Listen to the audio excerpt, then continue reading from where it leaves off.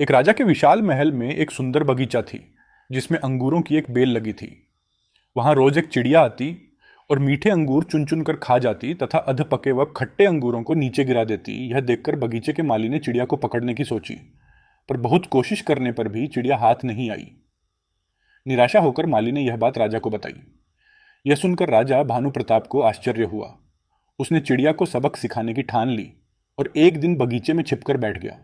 जब चिड़िया अंगूर खाने आई तो राजा ने तेजी दिखाते हुए उसे पकड़ लिया और पकड़ने के बाद जब राजा चिड़िया को मारने लगा तब चिड़िया ने कहा, हे राजन, मुझे मत मारो, मैं आपको ज्ञान की 4 महत्वपूर्ण बातें बताऊंगी। राजा ने कहा, जल्दी बताओ, चिड़िया बोली।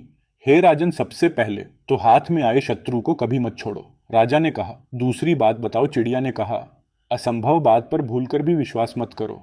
और तीसरी बात यह है कि बीती बातों पर कभी पश्चाताप मत करो।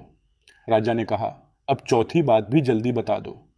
इस पर चिड़िया बोली, चौथी बात बड़ी गुप्त और रहस्यमयी है, मुझे जरा ढीला छोड़ दें क्योंकि मेरा दम घुट रहा है। कुछ सांस लेने के बाद ही बता पाऊंगी, चिड़िया की यह बात सुन जैसे ही राजा ने अपने हाथ से पकड़ को हल्का किया, चिड़िया उड़कर एक डाल पर बैठ गई और बोली, मेरे पेट में 2 हीरे हैं। यह सुनकर राजा पश्चाताप में डूब गया।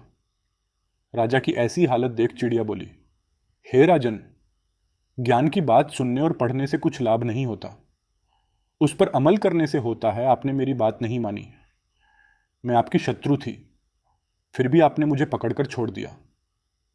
मैंने यह असंभव बात कही कि मेरे पेट में 2 हीरे हैं, फिर भी आपने उस पर भरोसा कर लिया। आपके हाथ में वे काल्पनिक हीरे नहीं आए तो आप पछताने लगे। यह कहकर चिड़िया वहां से उड़ गई।